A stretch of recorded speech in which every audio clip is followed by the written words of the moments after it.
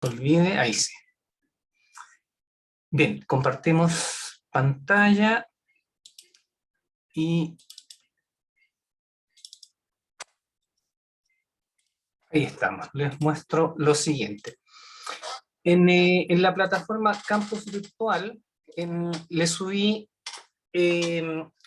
la primera parte, el material, digamos, informativo de la primera parte del curso, es decir, la programación, calendario, etcétera, hasta el calendario oficial, digamos, que se envió de docencia, ¿cierto? Que está ajustado obviamente al exento, digamos, actual, y con esto, digamos, hicimos la programación. Está un documento de habilidades blandas que les subí también, sería bien conveniente, digamos, que lo revisaran, es algo, digamos, que está haciendo falta y empleadores, digamos, lo están pidiendo, ¿sí? Es, no estoy, digamos, seguro si ya les comenté este tema a ustedes, pero en la actualidad, de alguna forma, ha habido como una despreocupación, por decirlo de alguna manera, ¿cierto?, con lo que son las habilidades blandas versus una preocupación excesiva, que no está malo, pero al decir excesiva significa que deja de lado otros elementos, y eso es lo que no está bien. Una preocupación excesiva, digamos, por los aspectos técnicos, ¿sí? En la formación de un ingeniero o ingeniera. Entonces, ¿qué es lo que ha estado sucediendo? ¿Cierto? Que nos enfrentamos a una situación, a un ambiente en donde hay poca tolerancia a la frustración, muchas veces, digamos, bypasses, digamos, de conductos regulares, no aceptación, ¿cierto?, de la crítica de algún par, e incluso de algún jefe, etcétera, etcétera, etcétera. Muchas veces está como muy primando, digamos, de alguna forma, perdón, don Gonzalo Toledo, lo que es la autorreferencia, yo hice esto, yo sé hacer esto, yo, etcétera. Entonces, es conveniente, digamos, que no nos olvidemos de estos aspectos. Me tomo un par de minutos al respecto porque uno lo puede percibir, digamos, como profesor y, y tal vez esto tendría que ser, ¿cierto? Tendría que hacerse, pienso yo, un estudio psicológico más avanzado, en fin, que yo creo que se va a hacer. Pero en definitiva, la pandemia también ha generado ciertas conductas, ¿cierto? Que tal vez no son las más adecuadas. Poca tolerancia, a veces, ¿cierto? Un exceso de estrés que hace, digamos, tal vez no manejar bien emocionalmente las actitudes, digamos, de las personas, en fin.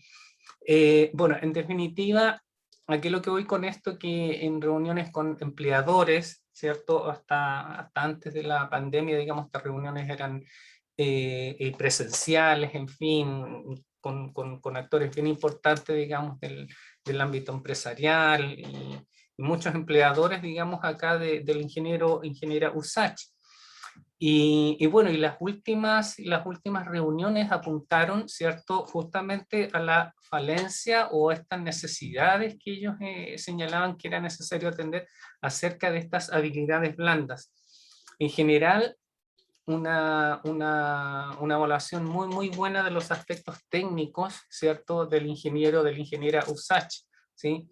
Una buena preparación de base científica, una buena preparación en ciencias de la ingeniería, etcétera, capacidad de adaptación, de aprendizaje, en fin.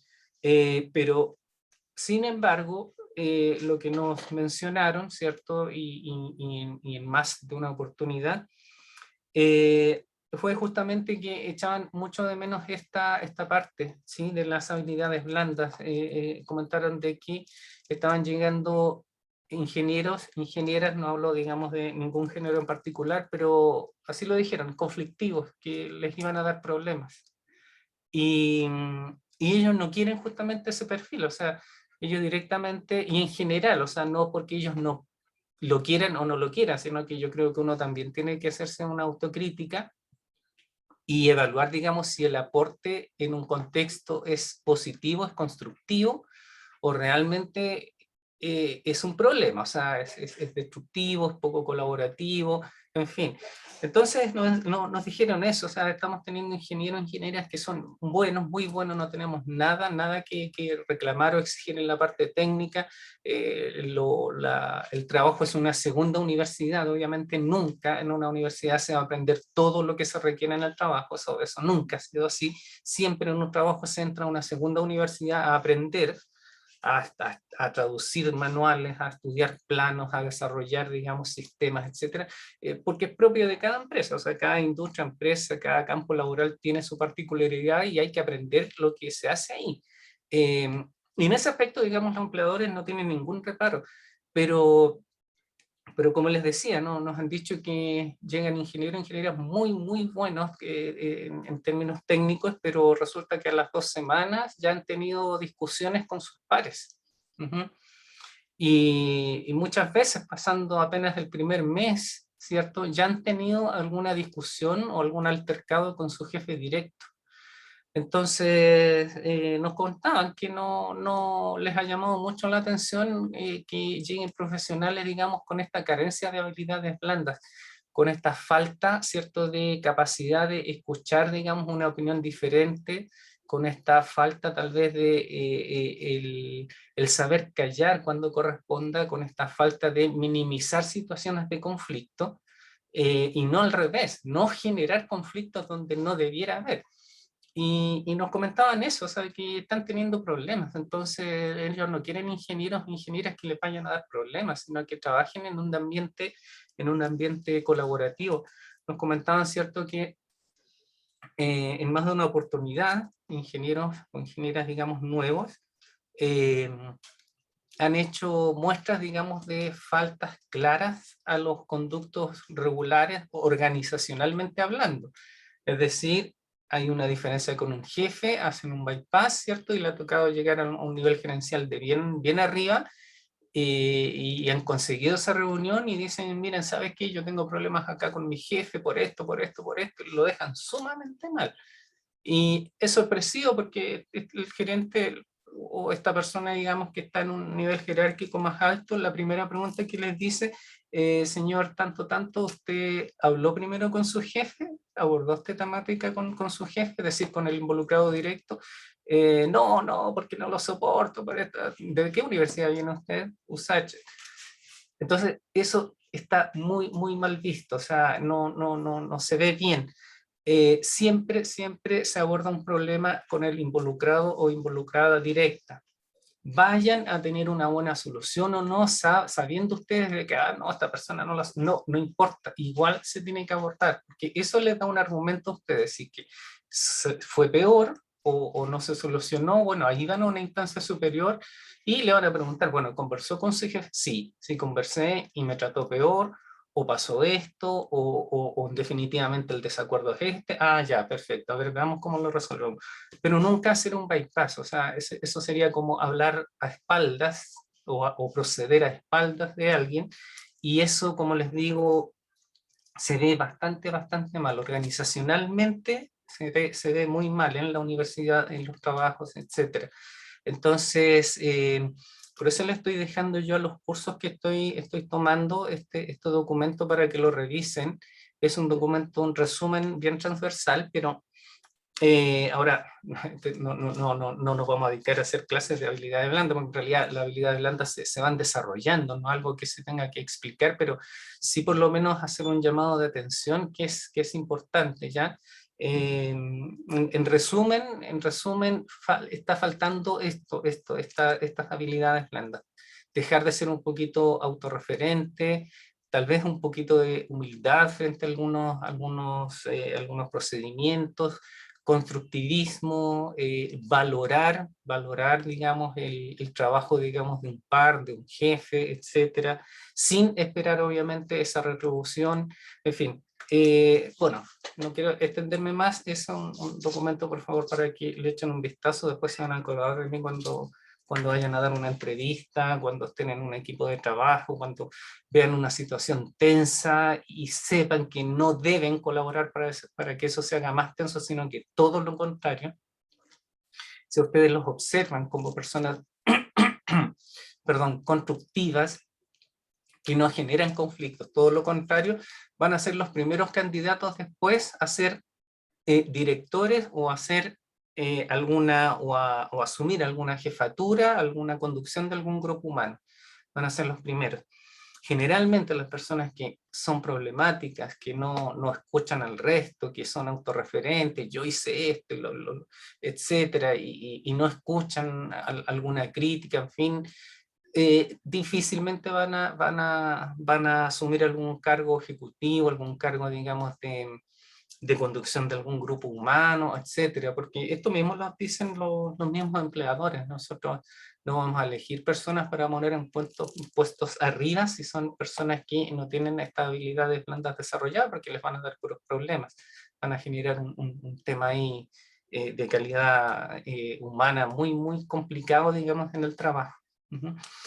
Bueno, acá les dejé una evaluación diagnóstica que es importante que lo hagan, pueden hacerlo, digamos, dentro de la semana, en fin, la idea es que yo le puse acá fecha hasta el próximo lunes, ¿sí?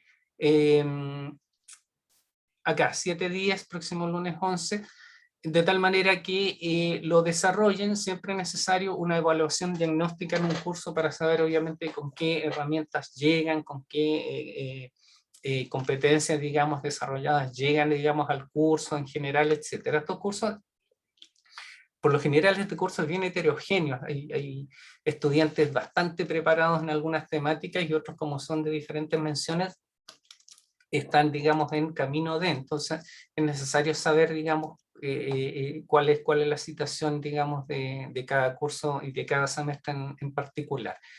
Bien, lo otro Profesor, es... Sí, le escucho. sí, sabes que creo que tiene problemas de intermitencia Ya, con su conexión. O puede ser yo, pero cada cierto tiempo se le corta la comunicación. ya, Marcioncito, yo lo veo bien. Eso mismo, profesor. Lo he escuchado continuamente todo este rato. Ah, entonces la mía. le agradezco, Gracias. sí las observaciones, porque claro, puede que sea su conexión.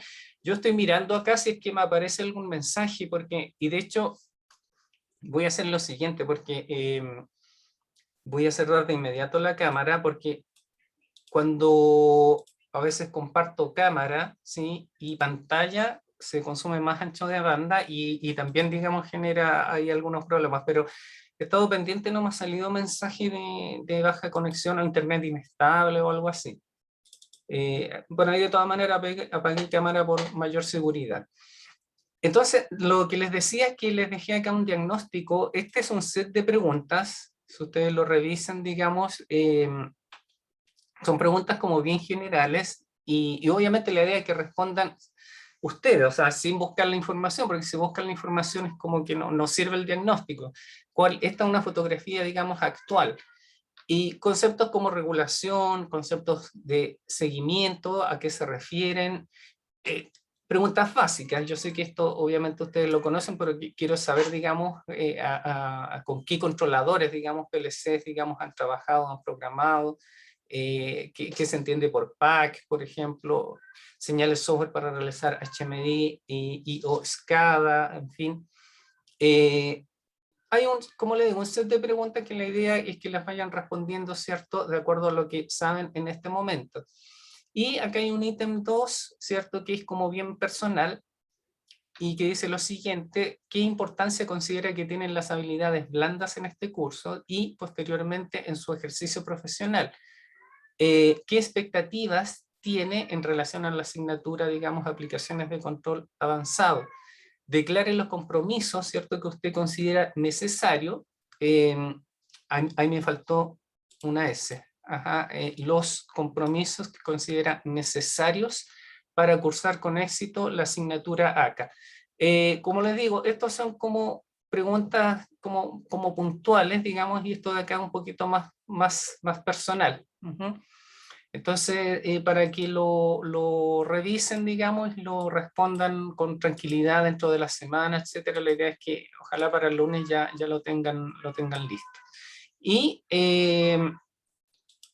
acá en la parte de la temática 1, les subí los videos, digamos, de la primera reunión que tuvimos, y les voy a buscar un video respecto a lo que es la parte de lo siguiente, porque quiero que avancemos hoy día en lo que es el trabajo, digamos, con control predictivo, y irnos vincularnos de inmediato acá a MATLAB para empezar a trabajar.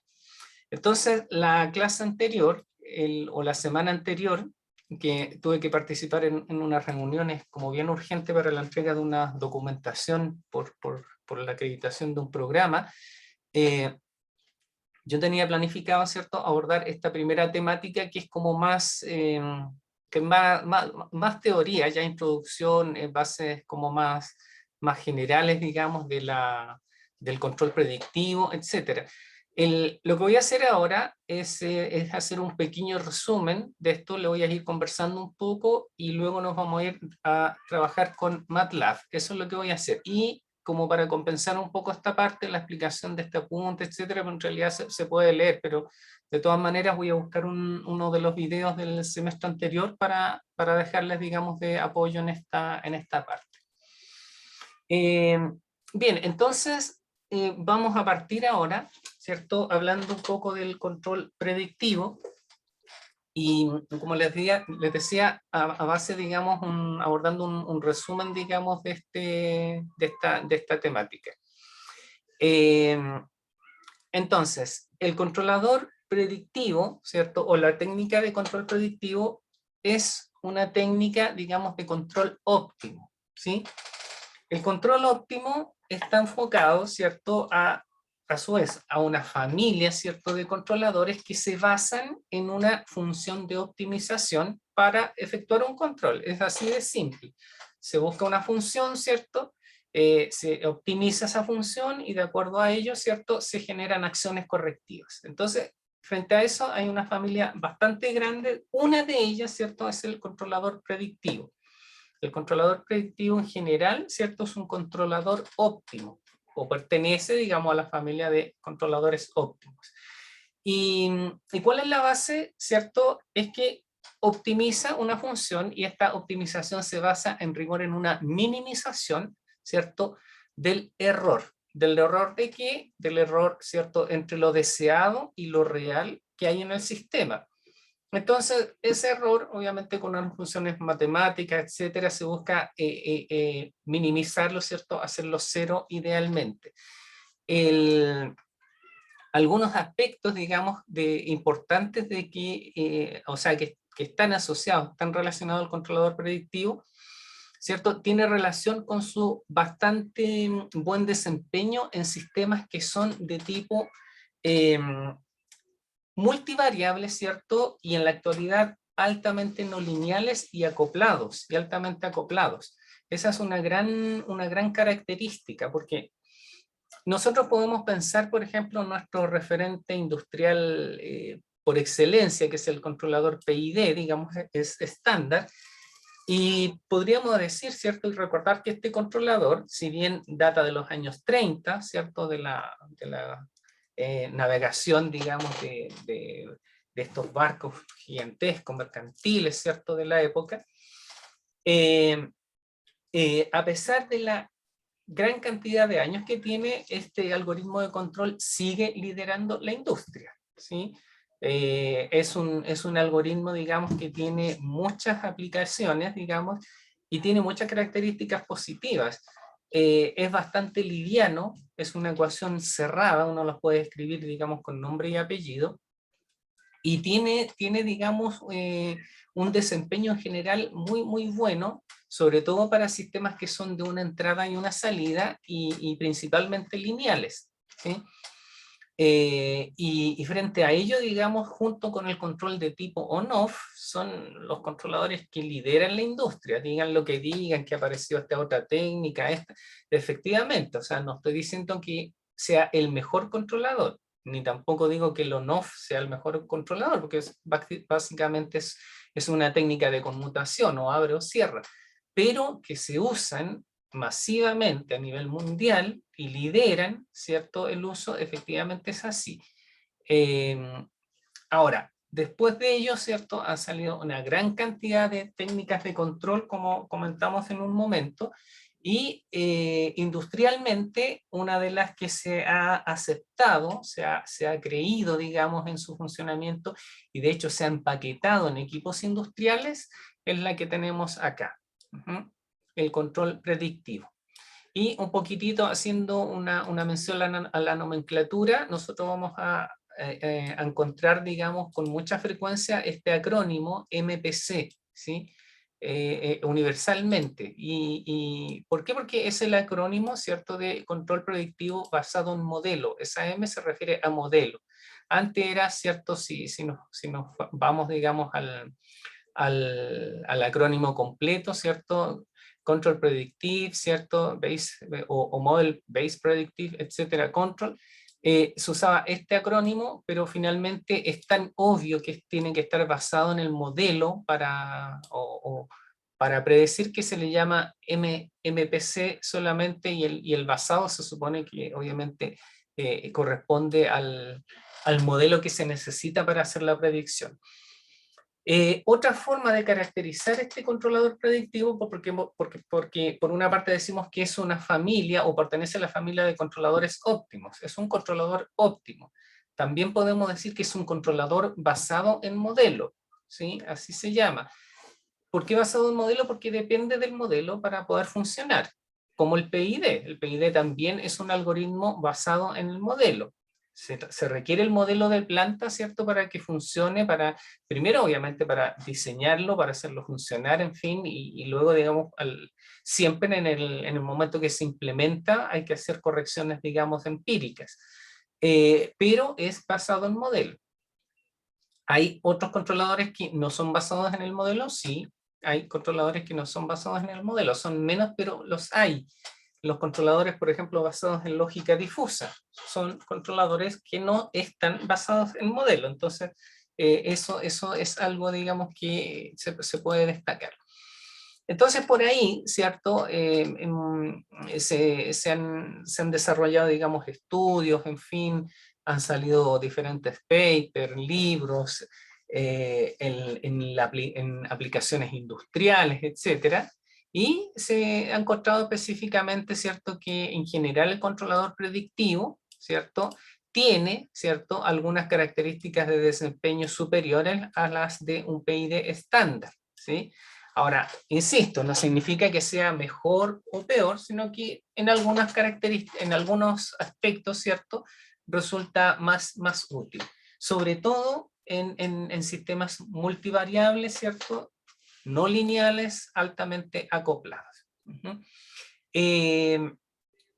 Ahora, el controlador predictivo en general no es una ecuación cerrada, ¿sí? No es una ecuación como la del PID, que podemos escribirla, ¿cierto?, de principio a fin, el MDT es igual a, etcétera, o como función de transferencia.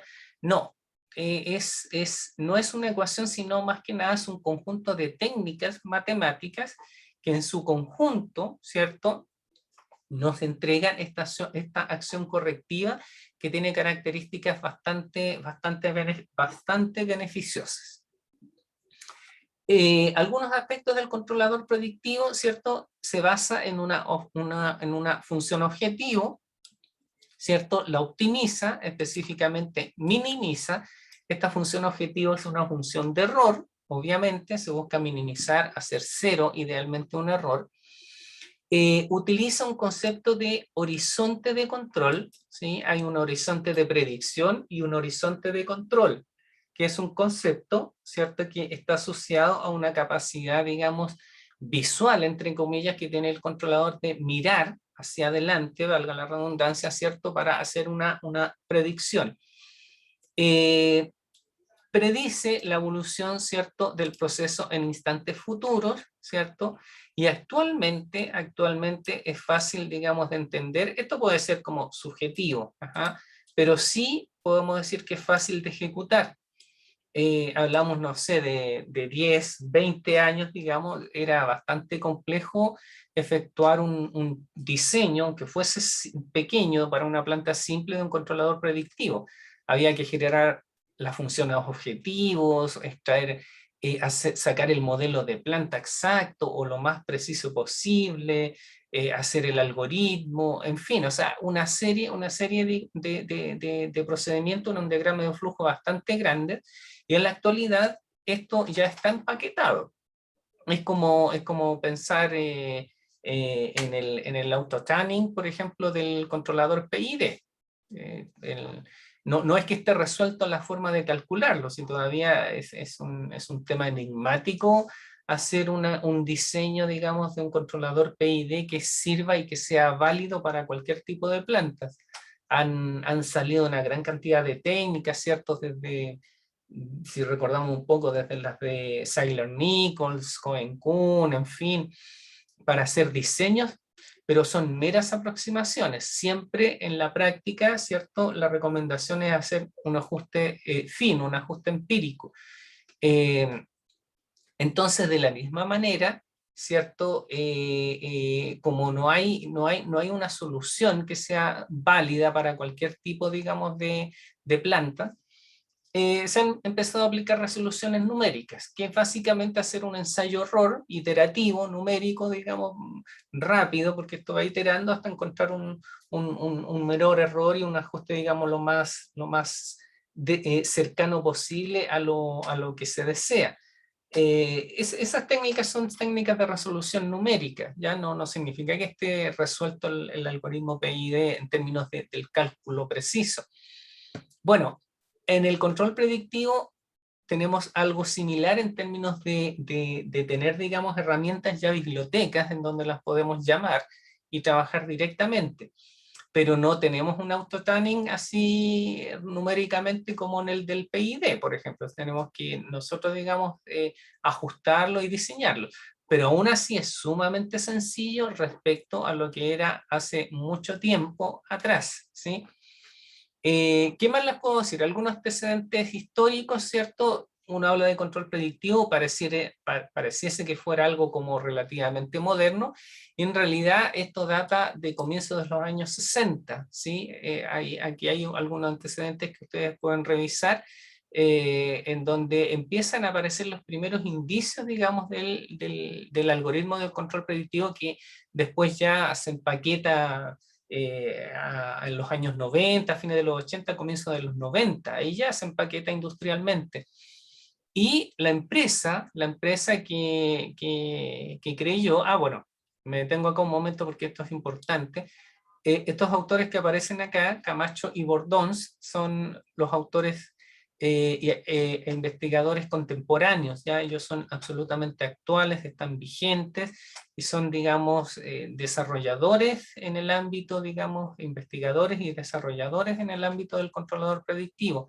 De hecho, Carlos Bordons hace unos años estuvo acá en Chile para una memoria, digamos, participar en una tesis doctoral de un estudiante de otra universidad, y les comento, digamos, porque son actores vigentes, digamos, del ámbito científico en esta temática. Bueno, me refiero a esto.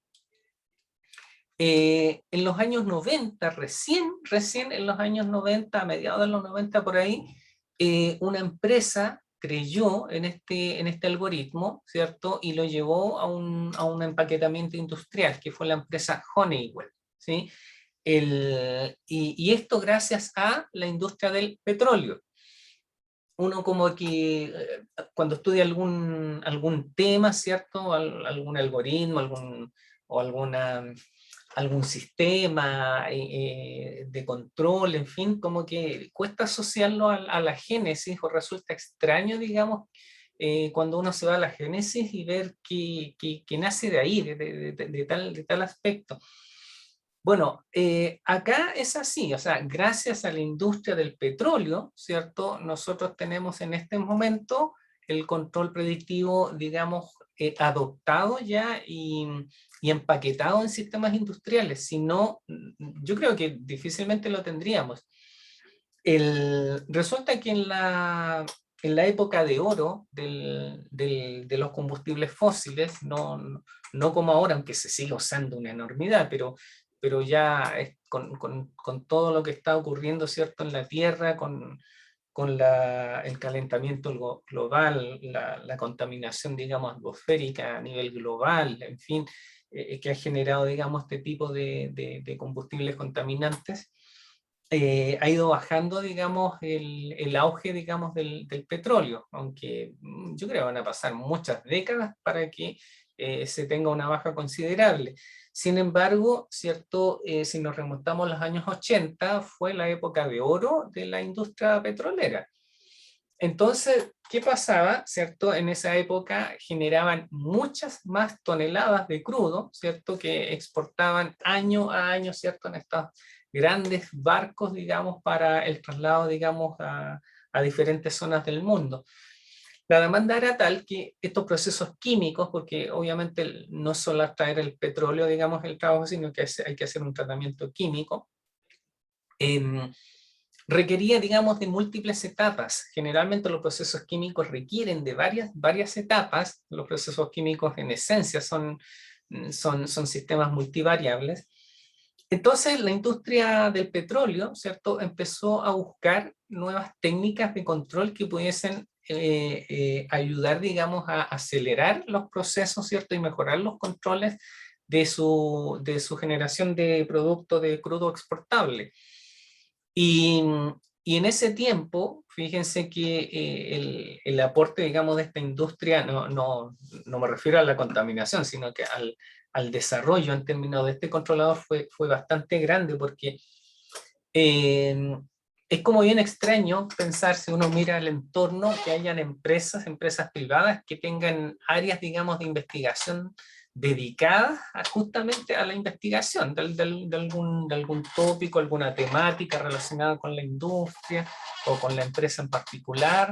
Es como bien extraño, ¿no? O sea, la investigación, digamos, está como bien vinculada a las universidades y por lo general, cuando hay algún desafío, digamos, a gran escala, se hacen importaciones, se prefiere importar, digamos, equipos automatizados de Alemania, en fin, hacer implementaciones. Grandes empresas como DHP, como Mirs, por ejemplo, hacen eso. Pero en estas industrias, digamos, más desarrolladas, de países, digamos, más desarrollados a su vez, tienen áreas de investigación dedicadas. Entonces fue así como estos investigadores, digamos, de la industria del petróleo, empezaron a mirar hacia los desarrollos científicos, digamos, que partieron en los años 60, y dijeron, bueno, probemos esto porque se han hecho algunas publicaciones, se dice que este algoritmo es bastante bueno, y veamos cómo lo implementamos. ¿Y por qué digo que el aporte fue importante? Porque en esa época no era, no era cuestión, digamos, de ir a la esquina, por ejemplo, a una industria, digamos, de desarrollo y decir, oiga, véndame un DCS con el algoritmo de controlador predictivo, pero porque lo quiero usar acá, implementar en mi industria de petróleo. No, no existía este algoritmo empaquetado, solamente estaba a nivel de paper. Entonces, ¿qué es lo que hizo esta industria? Tuvo que hacer todo, o sea, todo, desde placas impresas, desde desarrollo, desde el empaquetamiento, la programación, etcétera. Y todo eso obviamente tiene un costo asociado, pero finalmente lo hicieron, lo implementaron, lo llevaron a cabo. Fue tanto el éxito, ¿sí?, que debido a ello, ¿cierto?, ya cuando el trabajo ya estaba listo, o sea, se asumaron industrias como Honeywell, de desarrolladores, industrias desarrolladoras, digamos, de productos de automatización, y se dio cuenta de que era un buen algoritmo y dijo, bueno, ¿saben qué? Trabajemos para implementar y vender este algoritmo empaquetado nosotros en nuestros equipos, porque vemos que ha tenido un éxito enorme. Entonces, esta empresa fue la que dio el primer, digamos, paso para que tengamos este algoritmo ahora en un equipo Emerson Delta B, por ejemplo, en una BB Symphony Plus, 800XA. Si no lo tendríamos. Y bueno, y todo es una cadena, o sea, partimos del petróleo hasta esta empresa. Entonces, esta empresa estuvo desarrollando, o sea, también tuvo que desarrollar ahí sus chips, sus líneas de programación, su firmware, etcétera, y sacó el TDC 3000, ¿cierto? Que fue el primer equipo que incorporó este algoritmo. Acá, este es un módulo solamente, porque el equipo en general está compuesto de varios módulos, pero este históricamente fue el primero que adoptó, digamos, este algoritmo. Así que es importante como para recordarlo un poquitito en términos digamos, de historia. O sea, es bueno saber por qué ahora tenemos el controlador. O sea, gracias justamente a, lo, a la industria petrolera. Es como decir, bueno, puche, ¿cómo tenemos el PID ahora? Y se utiliza bastante. Bueno, gracias a la industria de navegación, digamos, la navegación, digamos, de barcos de los años 30. Entonces, siempre hay una génesis, y de ahí a que se masifique pasan como unas 50 décadas, por lo menos. Así que es un poquito de historia. Acá también quiero irme acá a una pequeña tabla que tiene que ver con lo siguiente. Esto es un estudio, ¿sí? Un estudio de una empresa japonesa. Ustedes saben que en Japón, digamos, fue un ejemplo, digamos, para la industria americana y europea en los años 70, en los años 80, y que escapó, ¿cierto?, de la tendencia normal que era la industria en esos años, los años 70. Señores, ahora estamos de vuelta. Efectivamente, ahora algo pasó, se cayó un poquito la conexión, ¿sí? Así que eso me pasó a mí acá, no sé por qué motivo, no me apareció ningún mensaje anterior de internet inestable o algo así, pero ya estamos de vuelta y estamos grabando. Entonces le estaba comentando lo siguiente. Voy a compartir de nuevo la pantalla. Acá. Voy a tomarme un poquitito más atrás por si no se alcanzó a escuchar. Lo que le estaba comentando, que quería mostrarle acá unas tablas, ¿sí?, de un estudio que hizo una industria de Japón con respecto a lo que fueron, digamos, la utilización de diferentes técnicas avanzadas de control y las expectativas de uso en general.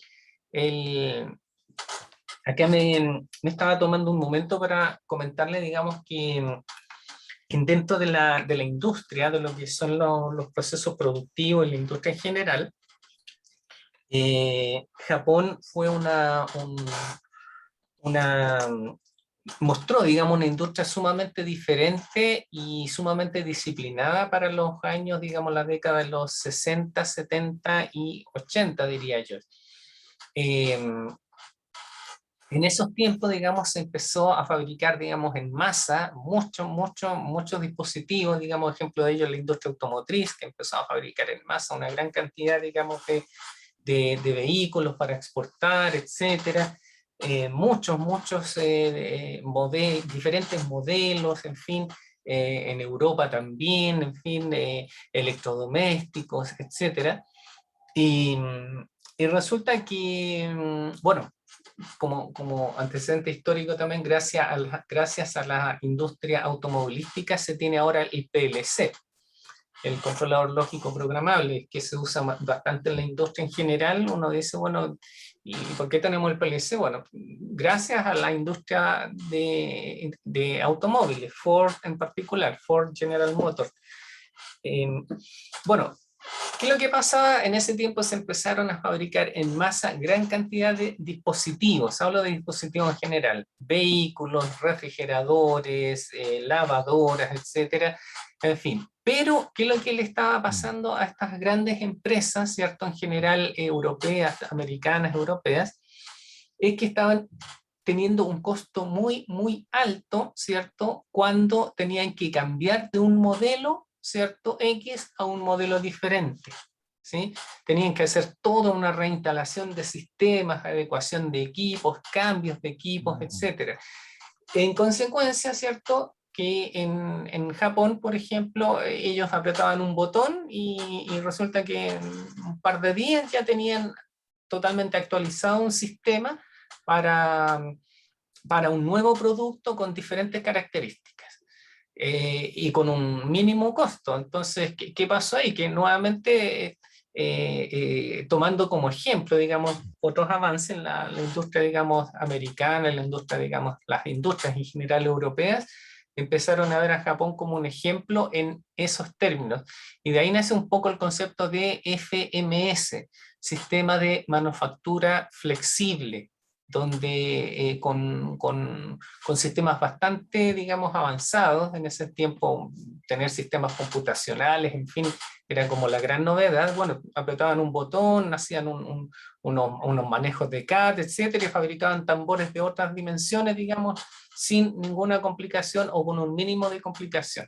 En consecuencia que en las otras industrias, ¿cierto?, tenían que hacer un cambio de matrices, de equipos, les salía una inversión enorme. Y eso fue un problema de adaptabilidad que después tuvieron que ir, digamos, mejorando todas estas empresas. Bueno, Japón hizo un estudio, ¿cierto?, de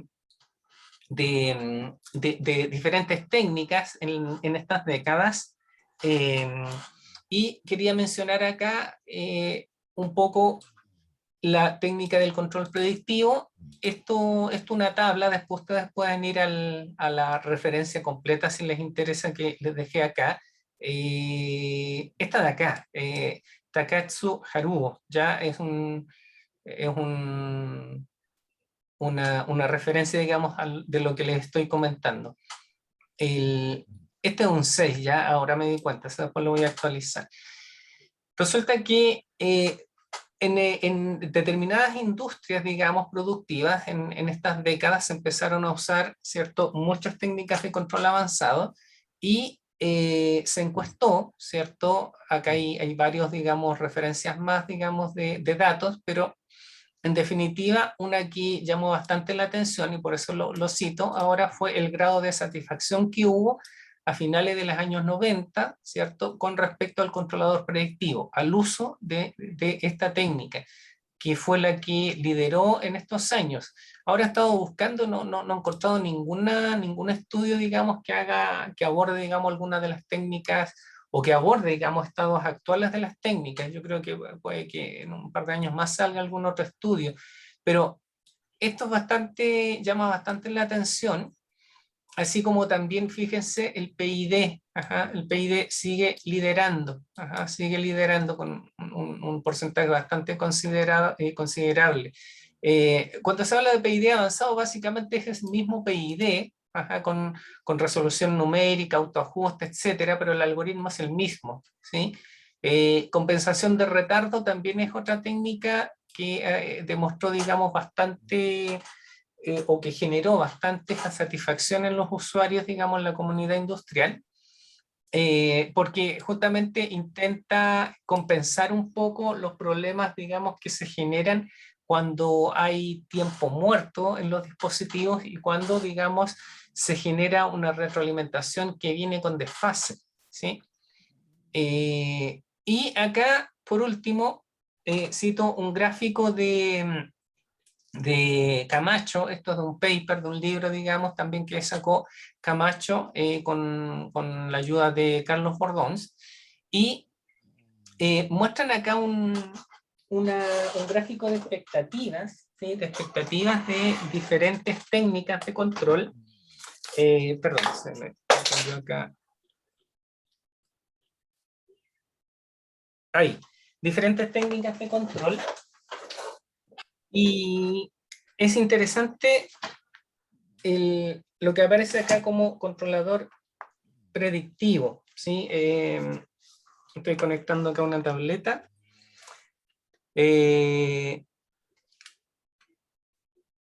Acá, si ustedes se fijan, acá tenemos una flecha, ¿sí?, donde dice MPC, y este gráfico indica posibilidades técnicas, ¿sí?, el eje de las abscisas, y expectativas, el eje acá de las ordenadas.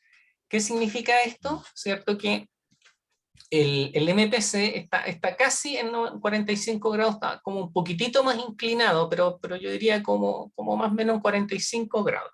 ¿Qué significa eso? Que es un algoritmo en el cual, digamos, se tienen muchas expectativas, ¿cierto? Y las posibilidades técnicas que va exigiendo también son posibles, digamos, de subsanar, en otras palabras. Si estuviéramos un poco más atrás, digamos, o una flecha invertida, significa cero posibilidades técnicas, o sea, prácticamente imposible efectuarlo, ¿sí? Entonces está como bien posicionado, eso es lo interesante. Ahora fíjense acá. Ujú.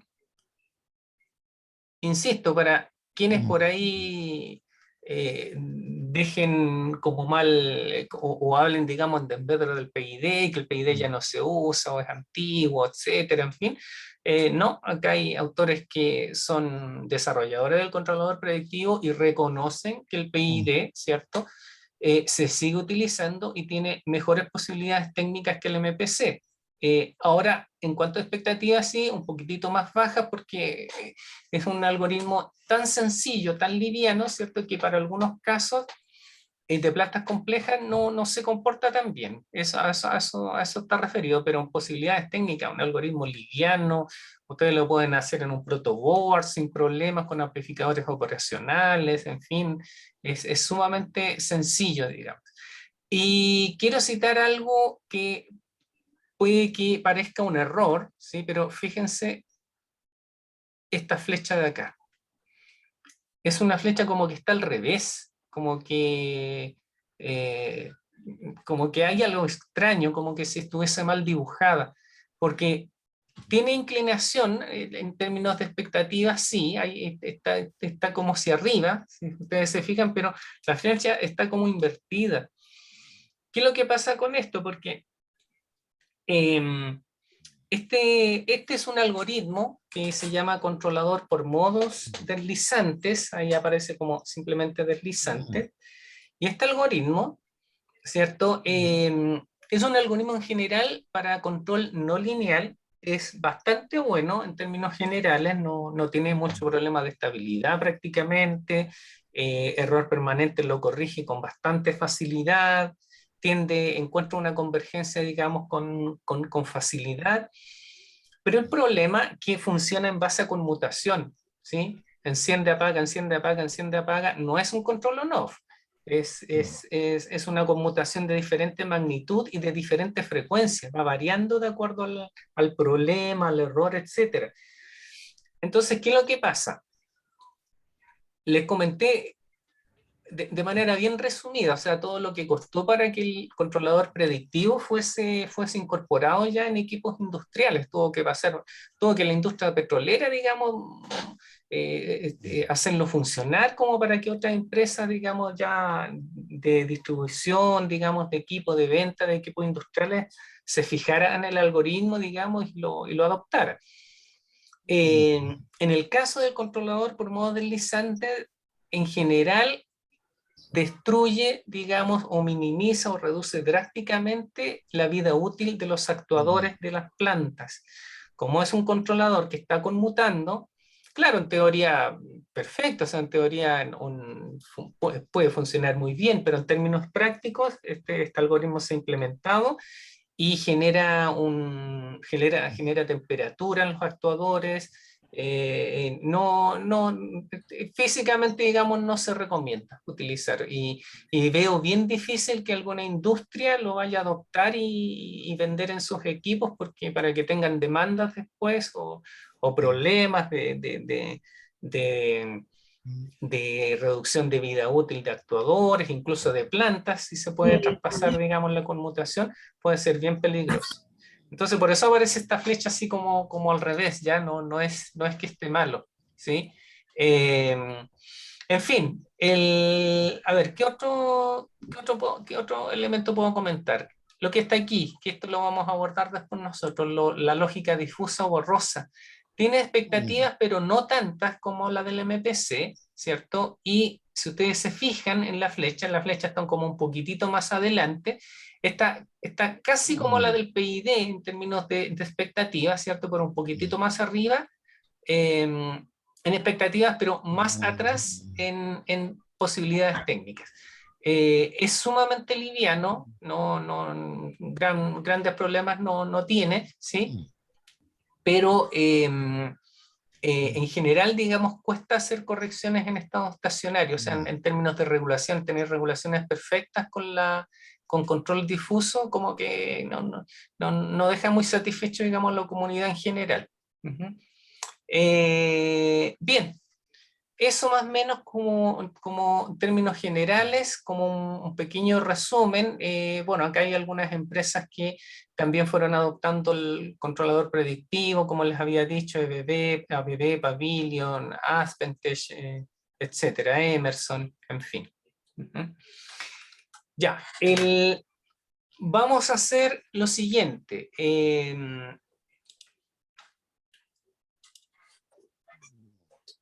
Vamos a hacer un primer acercamiento con MATLAB, ¿sí? Para trabajar un poco, y vamos a ir a su vez trabajando de la siguiente manera. Vamos a, como cuando uno conoce un controlador, ¿cierto? O conoce un nuevo concepto, en fin, para generar, digamos, un conocimiento un poco más acabado, más profundo, uno tiende a comparar, tiende a hacer comparaciones.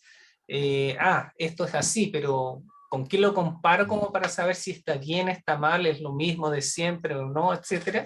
Tiene que ser con algo conocido, con algo que uno conozca, ¿cierto? Para poder, digamos, generar resaltar estas diferencias, digamos, o generar, digamos, este conocimiento. Entonces, el controlador PID ya es un controlador que no tiene nada de nuevo, ustedes ya lo han trabajado en diferentes cursos, y quienes no estén como tan preparados, digamos, la noción la tienen.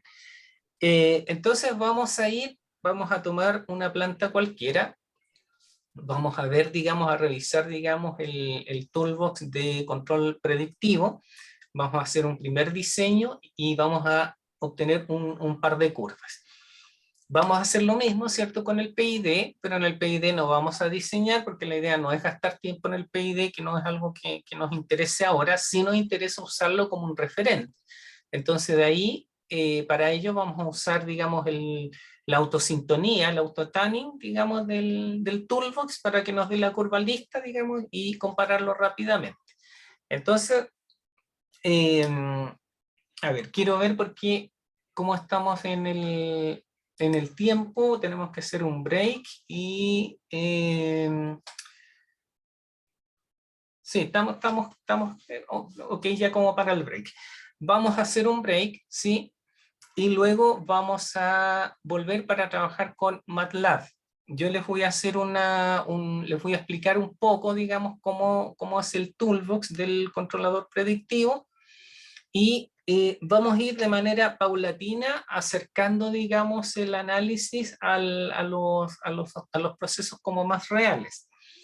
¿A qué me refiero? La idea es que lleguemos, ¿cierto?, a considerar el problema de ruido en los sensores, el problema que generan los grandes filtrados que se hace cuando hay ruido, cuando se hace filtrado, digamos, de salida de los sensores, que lo que pasa, ¿cierto?, se genera un desfase. Eso se ve mucho, ¿cierto?, cuando uno lo ve desde el punto de la teoría de filtros o de audio. Uno ve claramente, o sea, cuando se pone algún filtro pasabajos, ¿cierto?, y uno compara, aplica una señal, digamos, alterna de prueba, ¿cierto?, uno va viendo, ¿cierto?, la magnitud, cómo se va atenuando, y a medida que se atenúa la magnitud, se genera un desfase. Se genera un desfase. Entra obviamente la entrada y la salida, ¿cierto? Cuando tenemos una atenuación, ¿cierto?, más o menos de menos 3 decibeles, alrededor del 70,7%, o el valor máximo partido por raíz de 2, en fin, tenemos un determinado desfase. Hay casos, ¿cierto?, en cuando la pendiente de decaimiento es grande. ¿Qué significa eso? Que el desfase también es más abrupto. Desfase, recuerden, entre la señal original y la señal, digamos, que está saliendo. Y cuando hay desfases que son más abruptos, producto de esta caída de pendiente que es más abrupta, que por lo general se dice, qué fabuloso, cuando hay una pendiente mucho más pronunciada. Claro, eso desde el punto de vista de la teoría de filtros o de audio, pero en control eso es peligroso, ya es peligroso. Si uno trata, digamos, de filtrar el ruido, ¿cierto? El ruido es un fenómeno aleatorio que aparece, no es determinístico, etcétera. Generalmente está compuesto por armónicos de orden superior, en fin, entonces, ¿qué es lo que hace uno? Derivar a tierra las componentes armónicas. Entonces, pone un filtro pasa abajo, ¿cierto? Lo más cercano, ¿cierto? A una frecuencia de corte de 0 Hz, idealmente, o sea, que pase solamente la continua. Pero eso es fatal, ¿ya? Eso es un problema enorme porque inyectamos una proporción de comportamiento no lineal al sistema que difícilmente es posible de controlar. Se nos disparan las oscilaciones, etcétera, en fin. Y les comento esto porque en la práctica hay equipos, empresas desarrolladoras que tienen problemas así. Yo he visto, digamos, ingenieros que tienen ruidos en terreno, en fin, pusieron acá este sensor y hay mucho ruido, ponen unos bancos de condensadores, después no hayan cómo controlar y le echan la culpa al controlador, no sé, que el controlador no es bueno, cambiemos, los cambian de proveedor, etcétera. Y muchas veces está causado por esta inyección de no linealidad que generan estos filtros. Entonces, la idea es que lleguemos allá. Ahora no, obviamente, porque eso requiere varios pasos, pero vamos a partir ahora con ideas como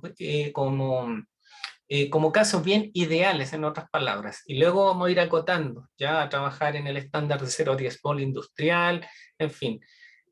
Así que bueno, señores, hagamos un break. Les voy a poner acá en el chat.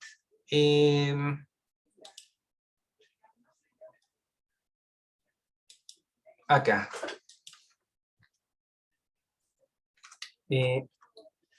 Break.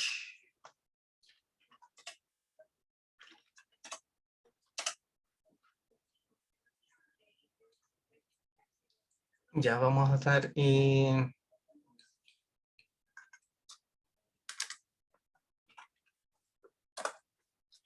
Ya, hagamos un break entonces, un descanso y nos ponemos en línea 11:20, 11:25 y comenzamos a trabajar con MATLAB. Ok, nos vemos entonces en unos minutos más. Gracias. Ok, gracias a ustedes.